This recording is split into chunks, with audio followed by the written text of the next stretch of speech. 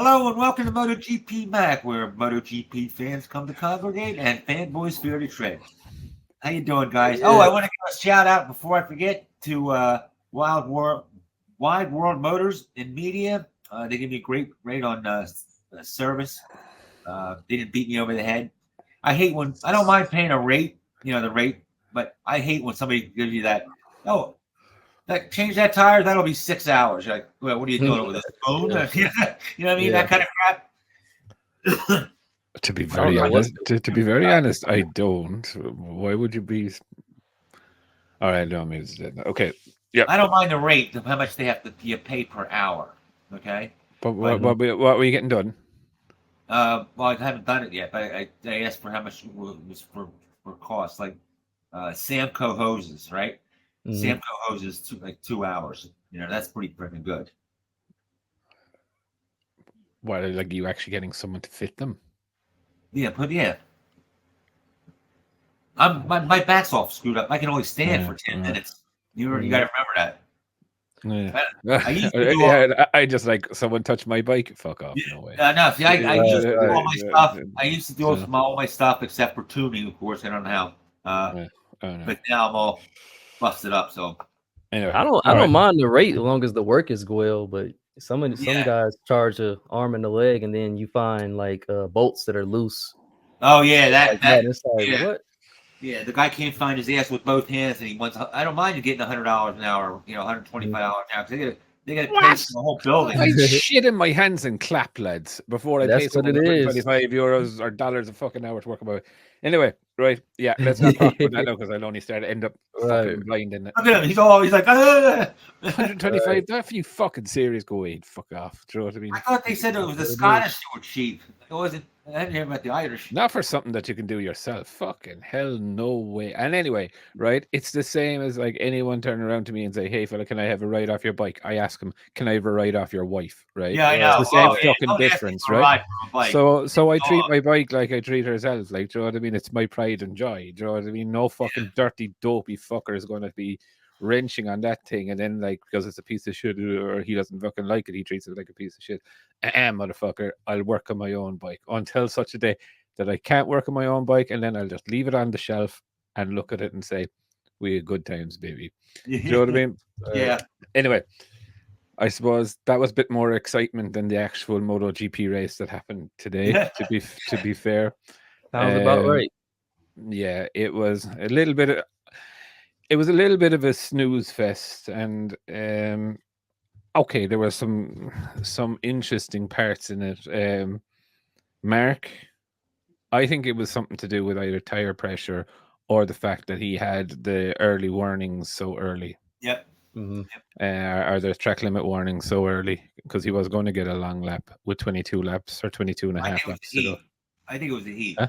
I think it was the heat. The heat? The heat thing, the warning if your tires get too hot or whatever, you'll get a penalty. No, it's nothing to do with that. It's that the tire. I think he set his tire pressure way too low because he thought he was going to be a little. Well, then saying that it doesn't make sense because he should have, like, we've heard all the time that the tire pressure goes through the roof 3 or 4 laps behind another bike, right? So within 3 or 4 laps, he should have been there. Ducati have, I don't know if people know this, but Ducati have a red light, green light system. Mm-hmm. So when the tire pressure green light comes on, that means that your tire pressure has been within the regulation for 60% of the race. So therefore you can go balls to the wall and do what you want to do. Yeah, I just heard that today. All right. I did a video on it there a couple of months ago. Anyway. That's so crazy. Well done, Jake. Well done, Jake. Yeah, well done. Yeah. I didn't know it. I knew they had this light, but I didn't know you were allowed to go balls to the wall. I thought it was still. Well, no, you can go balls to the wall in the meaning of, like, you don't have to watch the tire pressure like you should. Do you know what I mean? It means that you've accomplished 60% of the race with it, right? So within realistically 10 laps at the race end, Mark should have been pushing to go. Do you know what I mean? And he wasn't. So either that tire. So I'm not 100% sure. Was it tire pressure? And then there was the little bit with DG, and when DG went wide, Mark also, he didn't, like Vignales snuck up the inside of them, you know what I mean? Which was very, very I love odd. that. I love that. You could see Mark rolled. Do you know what I mean? Like he didn't want to be in front. Do you know what I mean? So it was definitely. So I don't know. I just thought it was a very weird gesture that Mark was doing, and then a situation, and then it happened again. Because the pace was in the bike. You know what I mean? What happened with with the gap, a couple of laps to go. You know, he closed back in on Maverick, Joe. So the pace was there. Do you know what I mean? Where, I don't know. Did they start way too low? Yeah, maybe. Do you know what I mean? And that the pressure wasn't even going to come up to that. So it was an interesting one. It's also interesting. He went out and practiced without with knee pads. I didn't see it. Practice without knee pads. I didn't get what they were saying. That's a new one. I never heard that before. Okay. I hope he didn't get the knee down. Yeah, that's what I was thinking. How did he figure out? Ouch! Hell, good. You know, Top Rack did that as well. I don't. He said it. I don't know. He said it did something for him. I don't know. Yeah. I don't know. It's It was an interesting. Mm-hmm. It was an interesting weekend for Mark. You know, like obviously the sprint was his first time not scoring or not finishing the sprint race. So kind of a tough weekend. But like the next race is the Sachsenring. It is. His track.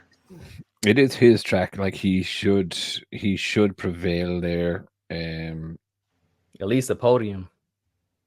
No, I would if I was going to say Mark was going to win a race, this and Kota would be one of them. Yeah. So, you know, I don't think a podium would be. I think podium would be underselling where he is. Mm-hmm.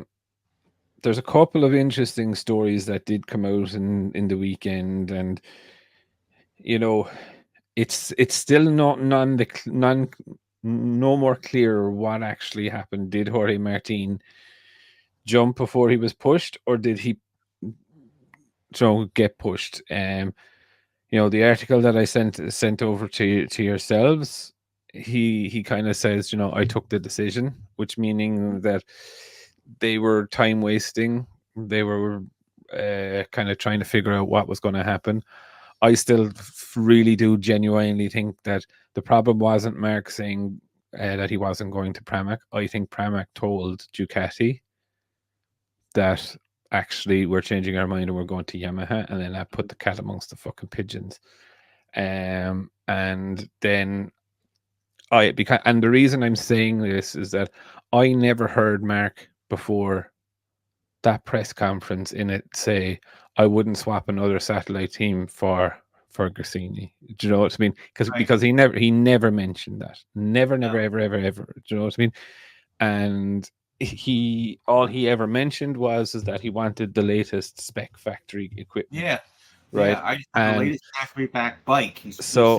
I have a feeling actually that Pramac was actually the linchpin of oh fuck moment, and Ducati were scrambling to buy time, and I think Martin held to his thing and said, no, well, if you're not going to fucking decide, I will. And that's how it happened. Ducati, and the reason I also say that is Ducati and Mark are now coming out, and every single thing that they're like, we chose, right? Yeah, it's like a politician. Do you know what I mean? I was responsible for this, even though that they were only dealing with the situation. Yeah, do you know what I mean? I made this happen. We want this, and it's the way that they needed to do it too. Obviously, to get rider buy-in and all of this, you know. And then Martin's like, you know, I'm going to a place that really wants me, and that was another trigger for me to say, they want him there. Do you know what I mean? There's no, oh, it's between you and Mark or this, that, and the other. Do you know what I mean? And when you look at it, the calamity that Ducati have found themselves in is that they've lost Bastianini, they've lost Martin, and they've lost Pramac. You know, that's did you see not that I'm going to break in on you. Did you see when Bastianini passed Vinales, and instead of being cheerful, they went, "Oh." You know what he was saying? Mhm. Why didn't we keep this kid? How couldn't we have kept this kid? You could see it in their Italian voice where the hell it was. Yeah, it was just like, but look, it was just, when you're looking at it, you're just like, KTM are smiling, right? Yeah. they've got a packed rider feel. Now there was a stay or a thing out in Crash the other day, or yesterday, I think, about that. Ducati not signing Martin or abandoning the young riders thing was key to Pramac leaving, right? And that's not necessarily true. Because when they're going to Yamaha, he was asked. The owner of Pramac was asked. Can't remember his name. I keep forgetting his name. And he said, look, we are starting a Moto 2 team. So to bring the next young riders into the thing, into MotoGP. And he's like, that is very important to us. And he also did say that Ducati were kind of abandoning that strategy. But then saying that he's not going to be pissed off if he has two fast riders in his team, right? Whereas on the Ducatis, what alien was left? It was only Bastianini and Aldeguer, really. That's who he was going to get. So he was going to get a sub alien and a rookie. What I mean? Which he probably did want the rookie, let's be fair, because he does like younger riders into the team and brought up through it. But then in the same interview when he was talking about it, they were asking about, like, so are you going to sign a rookie for the Yamaha project? And he said, probably not for the first few years, because we need experience on the bike. So it was not the key to signing to Yamaha. Do you know what I mean? Because the next couple of years in Yamaha are going to be thing. However, there is going to be a Moto 2 team. Now, I would expect that already to be the Yamaha Moto 2 team that's already in place. So it's not a new team. It's not going to be a starting team. It's just going to be something that's already existing. Do you know what I mean? Right. But also, you're looking at it and saying, well, from Primac's view, am I going to go with somewhere, or if I break even, I'm lucky if I break even, or Yamaha, who's going to make me money? Look, I don't believe there's a race team out there that turn around to say, listen, look, we want to drive a profit this year. Yeah. And like, if sometimes you want to put some money in the bank for next year too. You know what I mean? Yeah, but if you have a 2 or 3 year deal with a manufacturer that you have a 20-year agreement with already in the past, the financial side of it is not the most important. It is important, don't get me wrong. It's not the most important bit, right? Realistically, any satellite team out there's position is probably worth about 300 or 400 million to buy right now. And the reason why, because you can't get a fucking satellite team. You cannot buy 2 seats. You want to start a MotoGP team today, you cannot get a fucking seat. Do you know what I mean? You can't. That's a hell of a change from the short while ago, and they said, "Hey, we need bikes on the grid. We'll pay you to put them on there." But you can get. There's only 2 spaces left on that grid for 2 bikes, and that's reserved for a manufacturer. The only time a satellite thing will become available is if a new manufacturer comes in and they say, actually, maybe we need 2 more, or else they'll turn around to say to someone, you're going to be running these bikes. That's the only way. So realistically, a satellite team is probably more valuable than a manufacturer's team. Honestly, I don't think Ducati minds having 6 bikes instead of 8.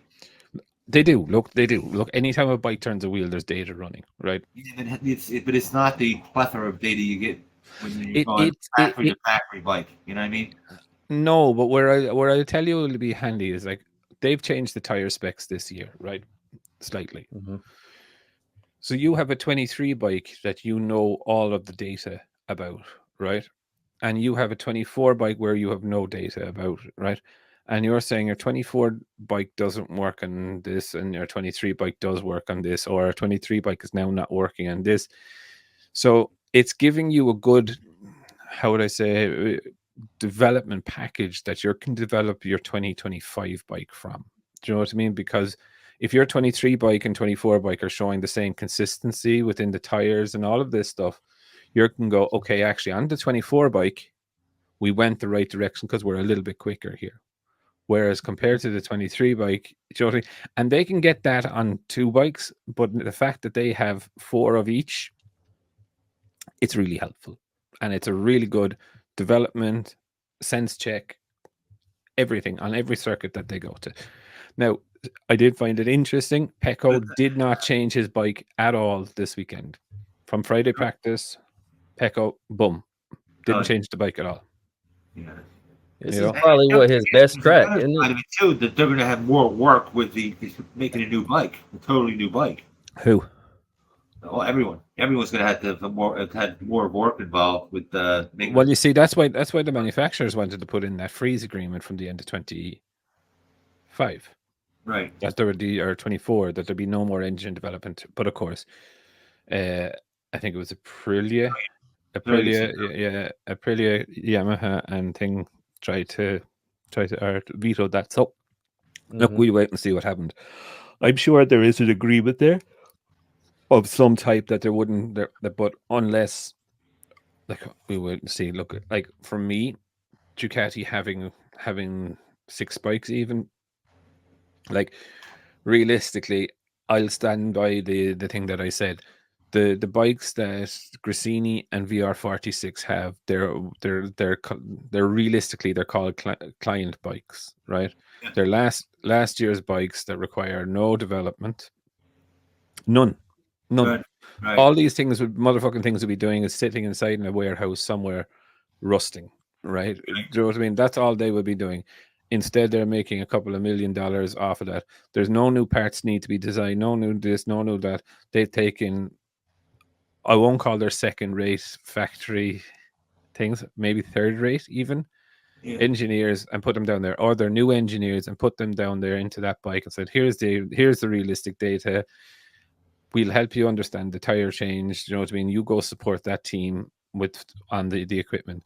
But those satellite teams have no insight into how the bike works in the way of, you know, engine internals, gearbox internals, anything like this. Do you know what I mean? That's all handled by the factory team. That is a very, very little cost.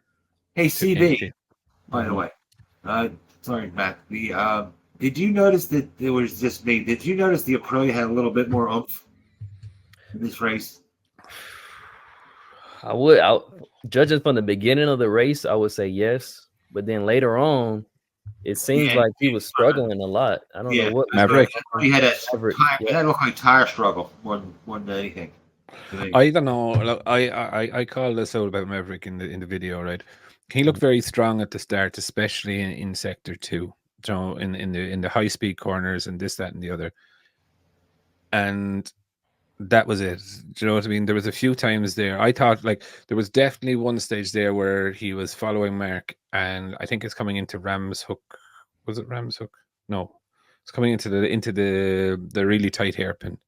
Okay. At the end. Yep. And there was a gap, and like I was even fucking going forward on the brakes. Do you know what I mean? And it was just like, no, he bailed. Do you know what I mean? That he wouldn't throw it up the inside. Like, what's wrong with throwing it up the inside and the two of you meeting in the middle? Do you know what I mean? That's a race. It's a racing incident. Yeah. Like, there's a gap. Yeah. There's a gap. Go for it, right? Do you know what I mean? And it was just, and I just thought to myself at that stage, it was just like, you know, the edge is gone. Do you know what I mean? That instinct to, like, just fuck it, go for it. Do you know what I mean? Yeah. And like, Mark is someone that doesn't mind contact. Do you know what I mean? If he lets a gap, like in the incident with himself and Digi Antonio, who the two of the lads don't get on, right? Yeah. If something went wrong there, the two of them were fucking going to be seriously injured. When he went through and they touched. Yeah. Going through that thing, or almost touched. Like, you could see it, like, it was just like, oh, fuck it, Jesus. Do you know what I mean? You knew if that was one of those incidents, you're like, yeah, we were lucky they got away with that one. Like, do you know what I mean? But saying Mark, that, he won't bitch. But Mark won't bitch. You got to give him that. He won't bitch. No. He won't. No. Look, and but that's what I said. Like, if you're going against someone like Marquez, and the gap is there, you got to go for it. Yeah. And he doesn't mind contact, which is what I said. Like, okay, there's contact and there's T-boning. All right, they're two different things. Yeah. Well, look. Yeah, but he's not adverse to doing that himself either. So look, it is swings and roundabouts with him. He can't bitch, because if he does, he'd be publicly coming out as a hypocrite. Do you know what I mean? It's okay for me to punch you, but it's not okay for you to punch me. Like, what the fuck, man? So it would hurt his reputation. I was gonna say, while we're on Marquez, I don't understand the towing. Like, that's nobody. It's like nobody else does it, or we don't see it. But it's like, why are you still doing it? I'm going to say something, right? It's going to hurt and annoy a lot of people. I really don't mean to do it, but we saw this with Valentino Rossi when he was at that point, right? At the end. Okay.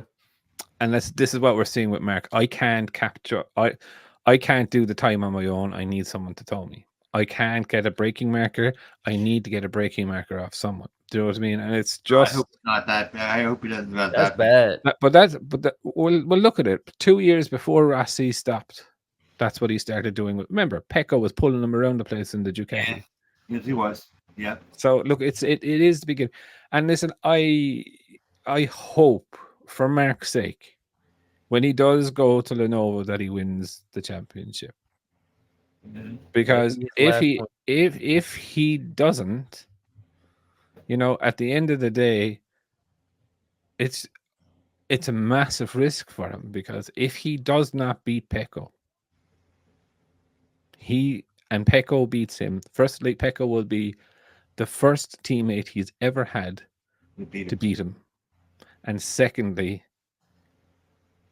he's come into Pecco's team, and Pecco would have cemented his legacy, because that would be, if he wins this year, that would be 4 world championships on the bounce. Mm-hmm. Yeah. So defeating definitely the fastest teammate he's ever had. And what is he? He's tied now with Casey Stoner. So another win, he would have the most wins with Ducati. So I mean, he's Pecco.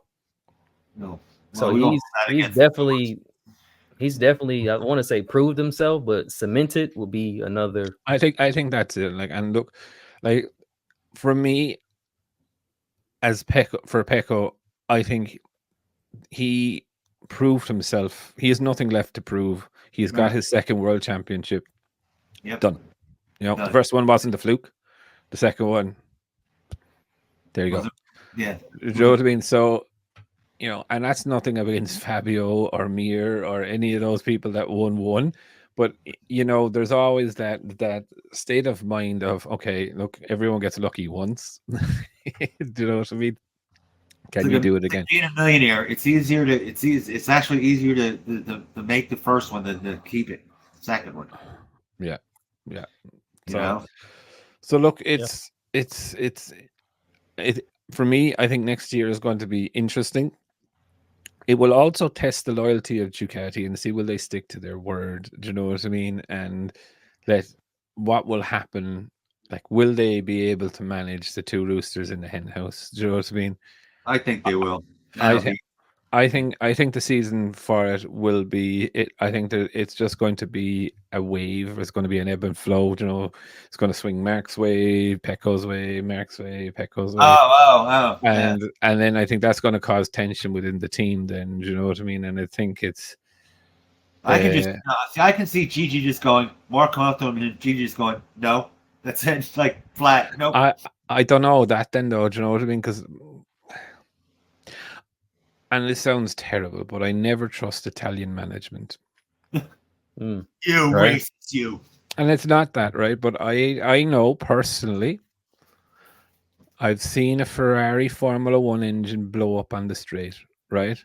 Bits of engine casing, conrod, piston, oil, flames, everything pissing out the back of it, bouncing down the fucking road. And then you ask someone in the engineering department what happens, and it was like, it's an electronic failure. Then you're like, right, yeah. you know, and I know we have a lot of electrical failures because they can't seem to even finish a race. Ferraris? No, they can't. They're fairly decent now. But like that was in the days of the V10, right? Which were fucking epic. But like I remember, I think it was Barrichello. The engine failed, made absolute shit of itself. Like, do you know what I mean? We saw it in the thing, and like you could see the fucking holes in it. And it's like fucking engine failure or electronic failure. Hey guys, yesterday in the sprint race though, Marquez goes down. Yeah. But it looked odd. When he went down, it looked like he is almost like his tire caught the edge of the track. No, he hit the curb. Yeah. Yeah, but that was his mistake. He hit the curb. Like he was about an inch up high on the curb, and it literally just took out the front. Yeah. Did he actually go over where the grass was and catch it? No. The curb kind of slopes like this, and he was just too high up in the curb. So when he came off, the front just immediately tucked because he was leant over. It just immediately tucked straight under. It was his own fault. It was pure rider error. He was too high. It looked like it bumped, like it jumped, like it bounced. Yeah, but it did. That's because he hit too high up in the curb. He didn't hit the flat bit of the curb. He hit the actual the ridge of the curb. So he was trying to actually take liberties, and it fucking bit him. Like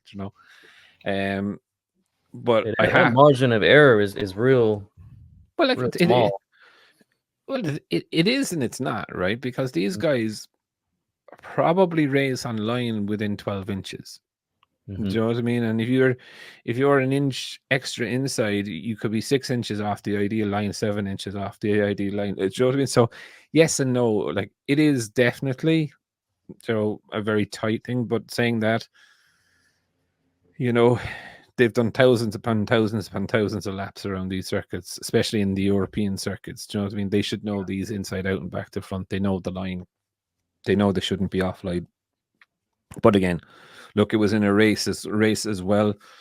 I'll give it the fact that he was behind someone. So therefore he might not have full line of sight, but he still made the mistake. It wasn't that the track rank came up and hit him. Like he went offline, bang, hit it. Same way as if they went out wide onto the dirty stuff, they're going down. Do you know what I mean? But look, it was a pity that he was out of there. But it was never very good for Marquez. You know more than I would. Was Marquez always kind of weak at Assen? No, he's had some great races there. Yeah. But look, again, he had a bang in qualifying. He had a bang in the sprint. Do you know what I mean? So yesterday wasn't a good day for him. Today I think he did all right. It was very strange, the whole situation, what he did. Martin was very subdued, I thought. Very, very subdued. Definitely not the Jorge that we normally know. But again, he said he was off this weekend. He's having setup problems, wasn't he? Yeah, the bike looked fucking shocking yesterday, and then he ran the medium front tire today, which I thought was a little bit weird. And everyone else ran the hard front tire, so it's definitely something with feel. But again, look, there's that. Maverick. Well, that always brings red flags when everybody runs one tire and you see somebody running a different one. Whoops, what's wrong? Yeah. You're always kind of questioning it. Who else had a great race? I want to talk actually about the Hondas. Oh man, 1 minute and 10 seconds behind. It's dead and Rivers is hot and everybody's right. Kind of sad, man. 1 minute and 10 seconds behind. Jesus. Luca Marini. That's not running. They didn't. When you say 1 minute and 10 seconds, did they stop anywhere along the ride? I'm not even joking. Did they go off and stop? I know. Marini went off track. Mir crashed. Zarco and Taka Nakagami are just. I don't know. I have more respect for Joe and Mir than I have now for Luca Marini. Oh, Boy, really? All right. I would happily pay the crash damage for Johan Mir rather Mhm. than right. Like Johan Mir, is he anywhere near the front? He's fucking not, right? But he's pushing that bike to the absolute fucking limit of what he can get out of it and crash, right? And there's Marini 2 seconds fucking lap slower, 3 seconds in this case. Mhm. 25 laps and he was a minute and 10 seconds behind. he can't be trying. He has 20 seconds from being lapped by Right. Pecco. He's got to be. I don't think even as bad as the Honda is, he got to be just backing off and saying, "All right, I had enough of this." You know, come on. So. Yeah, I think so. I think They have to have a major issue, and it's like it's like the whole bike. No, unless he's had a major issue in it, I don't know, right? But look, he's always 20 or 30 seconds behind the others, right? The others were 45 seconds, so like he's 20 seconds behind the lad. So 30 seconds, like he's within his normal kind of reach of behindness. You know what I mean? But it's like, and listen, Marini is not a slow rider. He's a cautious rider. He doesn't like to crash. Right. I don't think anyone really likes to crash, but Right. I think he respects crashing more than maybe Mir or any of them. I don't see how they do it. From my little accident, I don't see how they crash these bikes. Even Aleix, crash it, jump right back up, and I guess sometimes they fall right back down. But they'll crash. Aleix didn't get up quickly after yesterday's crash. Yeah. Oh fuck no. No. He was scrambled eggs and toast after that. Yeah. Fucking, like, you could see it. Like, he was in the gravel trap and you could see the suit was going, but if you watched when he was in the crumpled fucking heap, right, you could see him trying to breathe and get his air back into the thing, and you're like, I will not see you tomorrow. Like, right. You know what I mean?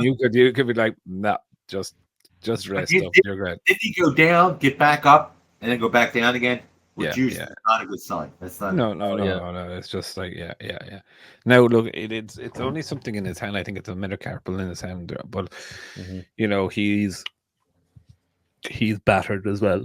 So is Savadori. He crashed as well, and I don't think it's actually his spine. I think it's maybe just kind of like the bones off of his spine in his lower back that he damaged. So he'll be out for a while as well, I would think. I suppose, but for Honda, I don't know, man. Jesus Christ. Now, saying that, I will just bring up this point that Honda is actually leading in the Japanese second Ryder Cup.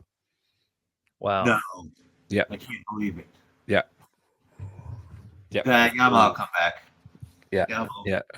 Rins tried to fucking launch himself today and in a fucking scary crash, but Nakagami or Johan Zarco, I think, is 9 points. Yeah, Johan Zarco is 9 points, Rins is 8. Yeah, he got some gear on that one. Yeah. So it's so the second Ryder Cup, like that's going to be the distinguisher. Like, you know what I mean? Mm-hmm. Where is the second rider? But yeah, I was just like, I poor like Rins' crash, man. And when I saw it, it was just like, whoo, all your fucking electronics that can't save that shit. You know? Yeah. Well, actually, I'm actually lying. You know, the first thing that I thought was no rear right height. Right height's not going to save from that either. It's going to save you. Yeah. He went fucking fly, and you could see him after. He was like, it was good to see that he was all right. Pedro Acosta, he had to run, and KTM's had to run the soft rear tire, or could run the soft rear tire today, but he just ran out of tire. It's a weird one. I thought they would genuinely. I thought they would be okay, but I don't know what's going on with the KTMs either. Jack's head is fucked at the moment, right? And I think that's what it more is. Like, I'm not sure if you knew this, but KTM told Jack, don't bother talking to anyone else. We want to keep you within the family. And then 3 hours before they announced Maverick and Bastianini, they called Jack to say, you don't have a seat. Was that Pit Byra that did that? Who was? I think it was your man Guidotti did it. He didn't strictly mention who it was, but it was Guidotti, who was a big fan of his, Francesco Guidotti, who's a big fan of Jack's. And that's a real kick in the crotch, isn't it? Yeah, that's a puts a bad taste in your mouth. It's like is this his first year on the KTM? Second year on the KTM.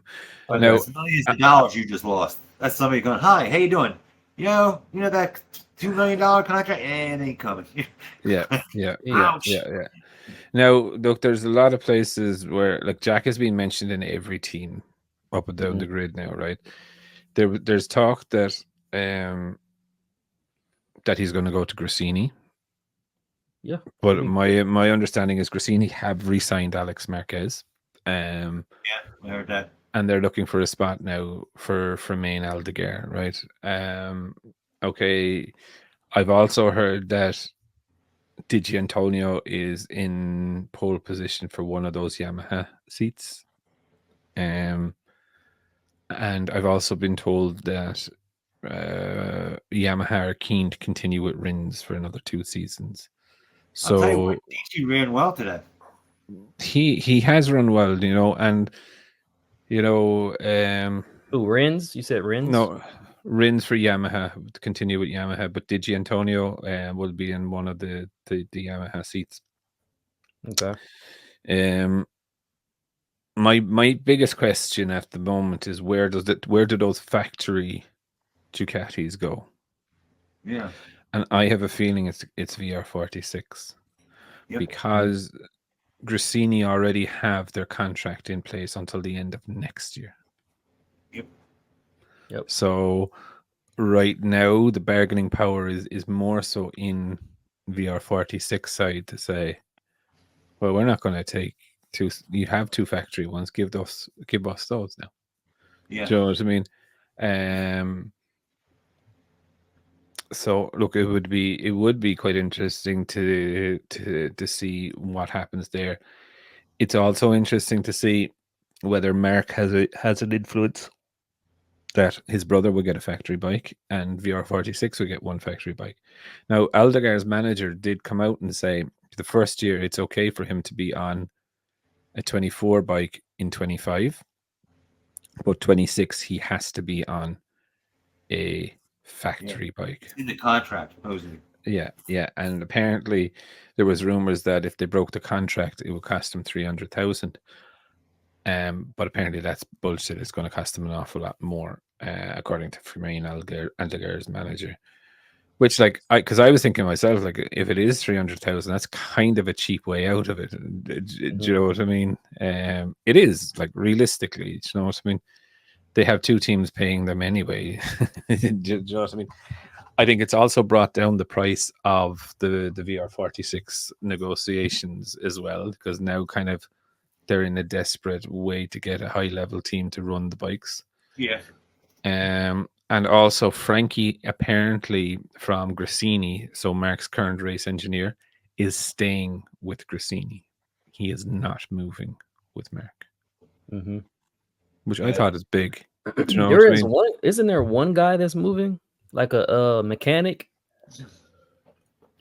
I thought that was his Honda fella, but for the factory team, Mark will walk into a brand new garage, engineers and everything. So yeah, look, I think it's interesting. Aprilia. I still can't get over the Maverick move. I think, we've just talked about how fucking brutal KTM can be, of like, don't talk to anyone else.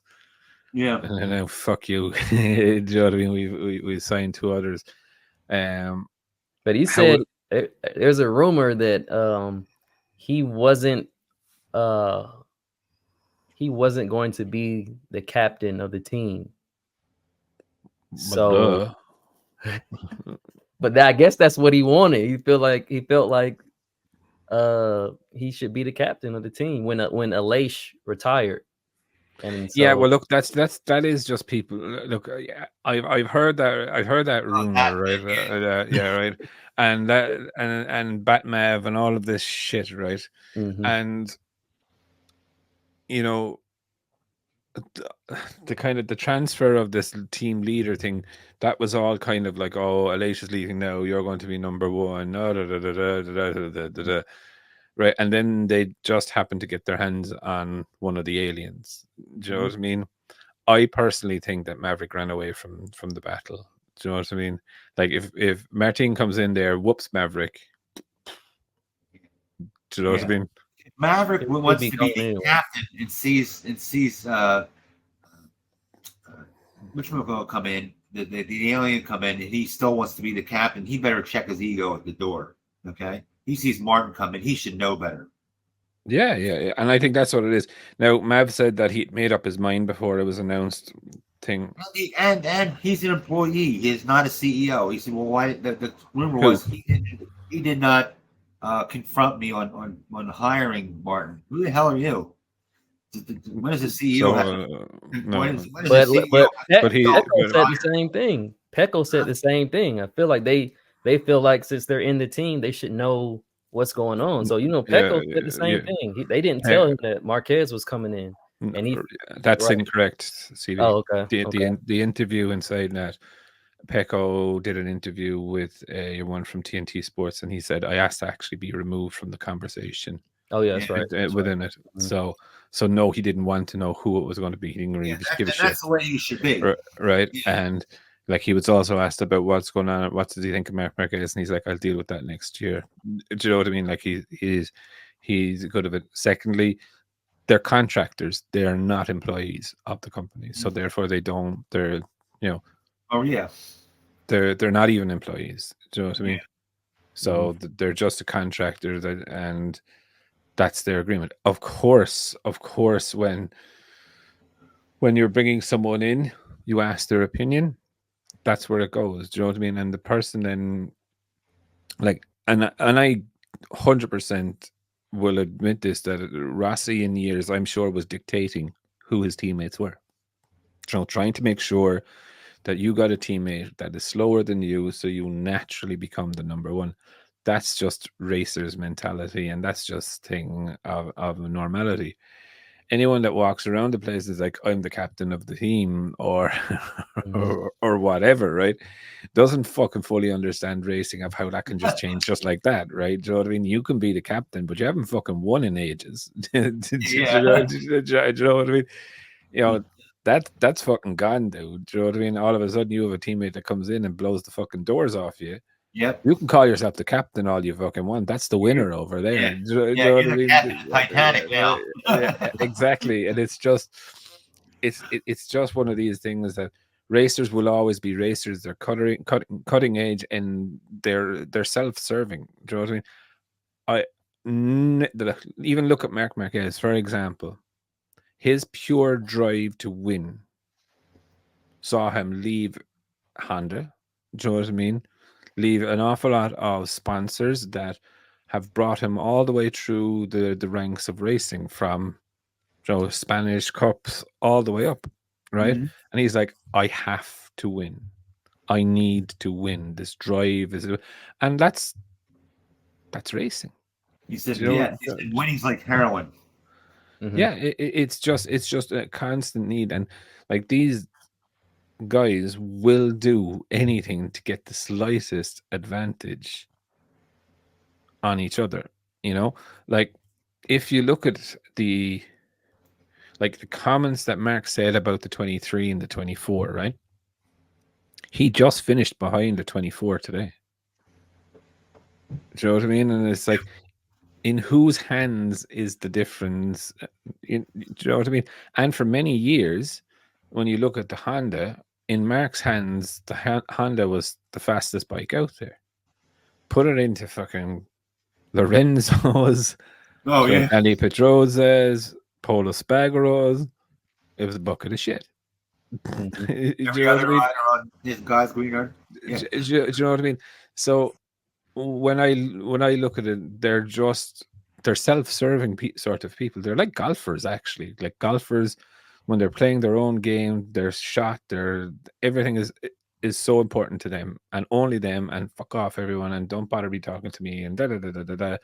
Any advantage that I can get to win, I will take. Motorbike racers, Formula One racers, anyone that's in kind of single sport. And I know there's people saying, oh, it's a team effort and this, that, and the other. It's the team's job to prepare the bike. It's the riders that go out and race that make the difference. Do you know what I mean? And we're still lucky enough in the sport that the rider can still make somewhat of a difference. Not as much as in the past, but it can make somewhat of a difference. Whereas you look at Formula One, it's the car. It's just the car. Do you know what I mean? And that's it. So for me, when I look at the likes of that, you know, everyone is a team leader in their own mind, right? And then you see someone walking in the door that you know that you can't knock the fuck around the place. Jorge Martin will probably struggle for the first 5 or 6 races next season, right? Everyone go, oh, stupid fucking move from Martin, right? Yeah. Right. And next one, all of a sudden, he'll click with it, and he'll be thereabouts. Yes.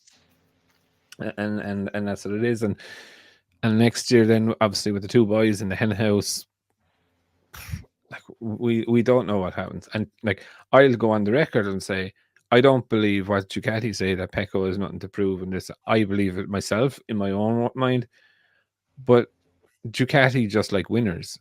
I think all manufacturers just like they do. Yeah. And if Mark comes in and humbles Pecco over these next 2 seasons, will Pecco struggle to get re-signed by Ducati, or will Pecco choose to go to another manufacturer? I think he'll stay. I think he's loyal. If you're loyal number 2, I don't think he'll stay. You know, and this is what Maverick has just done. Do you know what I mean? Maverick, I think personally, what I think is that there was a conversation going on with Maverick about staying, and I think there was a price range and all of this, and then they signed Martin, and I think Maverick was going to have to take a pay decrease. And Maverick said that, and I know Maverick said that I'm financially secure and this, that, and the other. But 5 million inside in your bank compared to 3 million or 2 million inside in your bank is a big difference every year. Yeah. Do you know what I mean? And he's at that stage of his career where I'll call it, needs the money. Do you know what I mean? For his future. Do you know what I mean? He's on, you know, he can't go building it and spending it, or making it and spending it now. He needs to make it and save it. Do you know what I mean? So look, for me, I think he's kind of run away from Martin, because we will be fair and say that Bastianini on a Ducati is not as fast as Martin. No.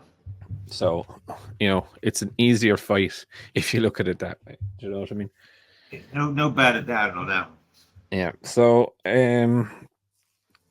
yeah, and then the Yamahas, they have the new engine. Fabio said, you know, we won't see it. The benefits this race. That's interesting. I don't. Yeah, it's more.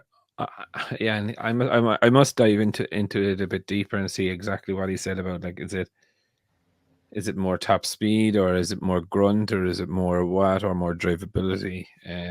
They did do 101 laps at the start of last week on it, so there's a bit of reliability is definitely there. He was quite happy with it. Pedro Acosta, I got it wrong. He had a terrible kind of a weekend. Something went wrong at the start of the sprint yesterday. Then he crashed out in the last lap, and I was thinking, when I saw him fly, I was like, yeah. Let me give Mac hell for that one. Yeah, he's that, and you know, then you know, you just know like I was looking at Binder on the bike, and like the bike just tried to seem to like fucking wrap itself around its own headstock, like, do you know what I mean? And it was just, and then you look at it with Acosta, and it's fine. Ish. Do you know what I mean? Ish. You know, and like you can see, I don't know, like, that second crash, he thought it was fine-ish, but yeah, but look, like a crash is a crash, right? But like these are the ones where, like, he was just going into a standard braking zone, and the bike, for Binder, the bike was fucking like rear wheel was trying to get the head of the front wheel, and you're like, fucking hell, like, you know. And I know they're on the limit, and I get it, like, do you know what I mean? But it's just, we've all been there. You go around the corner, all of a sudden you turn, you see the back tire. Oh, my back tire's over here. And you're just like, real you know, fresh. CD's memory. I'm curious. Yeah, so that would be good. Yeah, it's super fresh, man. That was. I wish I had some video. I wish I had video of that because well, we wish too. Yeah, we were doing a lot of stuff that day. So, you were doing a lot of stuff with it with on the factory rider. Let me try to get you Ducati. Yeah, boom. I had a Marquez incident, but you were within the speed limit. You mean, is it within something the speed like limit? that? Yeah. So it's amazing amount of damage for being in the speed limit. Exactly. So I'll take it though. I'll take it. Yeah. But I'm curious. So next year, Brad and Acosta are on the same team with the same bike, right? Yeah. So they should be pretty close to each other. Well, they have the same bike now. Okay, yeah. They have the same spec. You know, and you can say what you like about him. And look, this is why, like, we've always talked about Brad being almost that alien. Do you know what I mean? Yeah. And this is kind of just the proof of the pudding that a real one comes by. I bet he's a rookie. But you can immediately see the difference. Do you know what I mean? Mm-hmm. Like you watch Acosta, and it's just, Joe. He's just happy. He's just fucking on the bike, and he's just like, we'll get into the corner, we'll sort it out, and we'll get out. Do you know what I mean? And it's all these things of not worrying. And a lot of that is down to his age. Do you know what I mean? He's too young to give a fuck. Do you know? And he then just has buckets of raw talent. And over the next few years, that is going to develop. And it's 3 years' time, the lads are going to be in fucking serious trouble with him. Like, yeah, personally, I think these crashes of late are good. Are actually good for him.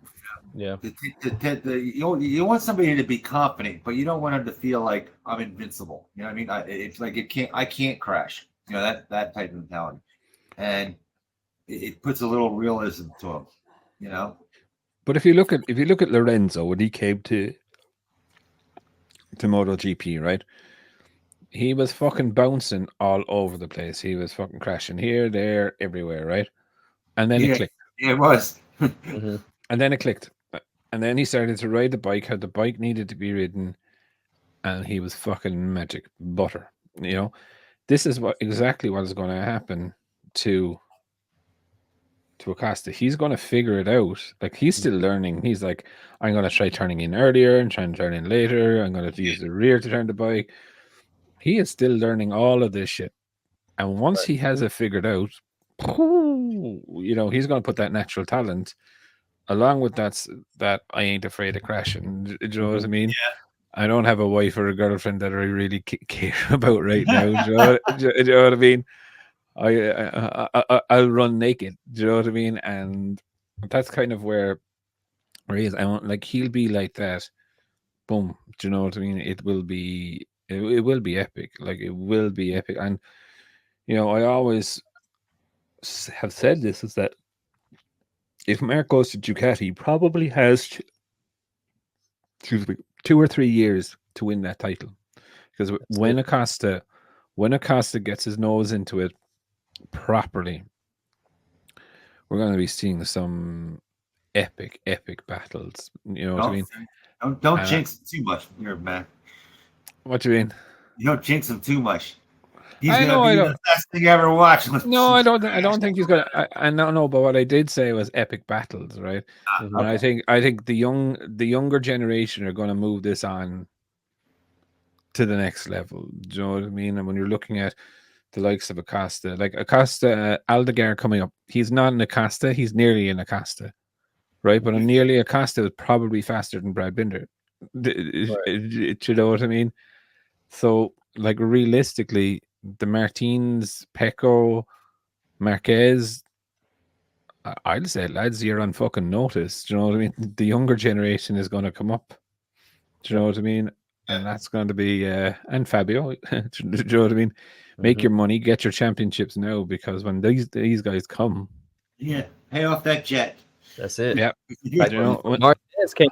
That was it, right? For the Rossi, the Lorenzos. Yeah. Changing of a gear. Like when Rossi came, that was the end of Biaggi. You know, and it was just like I remember sitting there watching Max Biaggi on the Repsol Honda. That was the most dominating bike, and Rossi beat him on the fucking the other one, and you're just like, that's awkward for Biaggi. That's what I can remember thinking, Joe. You get on a Repsol Honda, you're going to win the championship. Do you know what I mean? And then here's Rossi. You know what I mean? And you're just like, and again, look, that happened, of course, up in history, and now we're blessed in MotoGP. We have the likes of Fabio, Mark, Pecco, Martin, Bastianini, Binder. We have like at least 10 guys that can win a race in a season. And Marquez shows that these are the fastest, but he's like the marker. His speed shows that these are faster than he's ever ridden against before. Right. You know the pace is faster than it used to be. You know what I'm saying? Yeah. He's never ridden against riders this fast before. If you go back, but like if you go back even 5 years ago, right? Marc Marquez was side by side with you, right? Yeah. 90% of them would back out, right? Yeah. I would now say it's about 15% would back out. They don't give a fuck. They don't care about Marquez's reputation. They're not afraid of him. Right. That's just the way it is. And like, it was the same with Valentino Rossi, right? Until Mark came in. And then all of a sudden, Mark bit Rossi, and Rossi started to bleed. And then every single fucking shark in the MotoGP paddock said, oh, actually, Rossi bleeds. Okay, we're going to have a bite. Do you know what I mean? And that's when you want to get out. Do you know what I mean? That's the time when you're like, okay, it's now time to quit. Like, Rossi should have probably got out of there in 2019. Fact. Yeah. Yep. Do you know what I mean?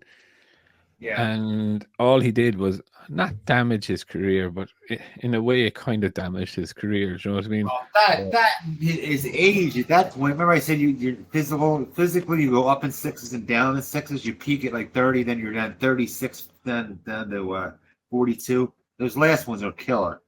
But it's not even that. It's just you look at the likes and the legendary person of Valentino Rossi celebrating a top 10 like it's a win. Yeah. That was so crazy. That's just wrong. Do you know what I mean? And look, I get it. Look, obviously the weird stuff that was going on as well in the world at that time, and he didn't get his goodbye until, and I get it. But look, he still shouldn't have stayed on there. Like I said, try being 30. Try being an athlete at 36, then try being an athlete at 42. I can personally tell you, it's one hell of a lot harder. Mm-hmm. Oh, I don't. Reflexes aren't there. I don't. I mean, you saw the washboards in the whole 9 yards, but it ain't happened. I don't disagree with you, but look, I just think I think his head was gone in 2019. Do you know what I mean? I think it was all over. He knew it was there, and it was just that he loved fucking racing bikes. Yeah. Do you know what I mean? And he hadn't won in a while by 2019. Huh? Yeah. I think it was 2 years. It was by the end of 19. It was 2 years. I think it was 2017 in Assen he won or something. But yeah, we have a race this weekend again. We have Sachsenring this Sunday. Okay. Isn't it? Yeah. And we got a long break again. Yeah, we've a long break after that, don't we? Or is it? That's the summer break. Right. Yeah, Summer- we're supposed to start going over like mechanics and things to buy, and I don't know. Yeah, we'll come up with some shit to talk about anyway. Yeah. Yeah, I'm good. actually, yeah, You're a mechanic. you're right. Actually, yeah. So Yeah, we it's should have 7. more. That rider market should be a little bit more defined by summer break, right? I will look. All the aliens now are done, so it's just a bit the Wrapping other it up. bit will fall into place. You know. Yeah. So we have Sachsenring this weekend coming. All right. So who is going to be brave enough to put Marquez down as Yeah, I think their we all race know. winner? Definitely not on the sprint. I will say that. I think that's his best chance. I'm I'm not just going to gonna put him on either. Really? Yeah, No, I'm not going to put him on either. I will be very honest. It's very hard to look past Pecco after the last 2 races. Yeah. I was just gonna say I'm Pecco. going to really chicken out and go Martin on the sprint and Pecco on the main. How about you, CB? I'm a flop that. I'll flop that. I'll go Peck on. You said Peck on sprint and Martin in the main, or you said flip, or you said Martin on the Martin sprint. on the sprint and Martin on the sprint. Pecco on the main. Oh, man, I'm gonna go. I'll go Marquez on sprint, and then Peck on main. I'm going to stick with my predictions from this weekend. I really want Don't Acosta do to that break. to him. That poor kid. I really want him to win and break the record. So I'm Yeah. going to go with Acosta and Pecco. Acosta for the sprint and Pecco for the. It's not a real win, so it's not a real race. Therefore, for him to break the record, doesn't he have to do the main? He does, but technically, I don't care. But I think that's where I'm going to go. He's out. Yeah. Yeah, I think it'd be an interesting race, and this is probably one of the ones that, as we said, that if you thought about Marquez, this is one you would expect him to win, and this and Cota. I think on that bombshell, lads, as it's race week, we will wrap it up there for this week. Thank you everyone for joining, and we'll see you again next week. Same bat time, same bat channel. That channel. And by the way, if anybody, speaking of getting Aprilia, people say they can't get Aprilia parts. AF1 Racing, they have absolutely every part for Aprilia. It's unbelievable. Yes. Or MotoGp or whatever. And you get it instantly. I think. Oh, I don't know about that. Yeah, then you do. You get it instantly. It's amazing. They have every part and you get it. Because even the dealers go there to get parts. It's in Texas. Big place. AF1 is in Italy. Yeah. What? AF1 is in Italy. Oh, then there's 2 of them then. There must be 2. There's an AF1 in a store, big one in Texas. Yeah. All right. Okay. But AF1 is actually the Italian, the actual headquarters is in Italy. Oh, okay. Okay. I was wondering. Yeah. Okay. Yeah, because you can very efficient. If you're into old Aprilias, you can buy every part from every Aprilia, new or old. So, for example, if you want to buy an Aprilia RS 250 kickstart lever, you can buy them. You can buy them there. They're basically the Aprilia warehouse. Exactly. Yeah. Old dealers go there. New old stock stuff as well, But anyway, that's on that bombshell. For good places, you know what I mean? That's it. Yeah. Okay, cool, guys. Well, look, we'll wrap it up, and we will see you all again next week. All right.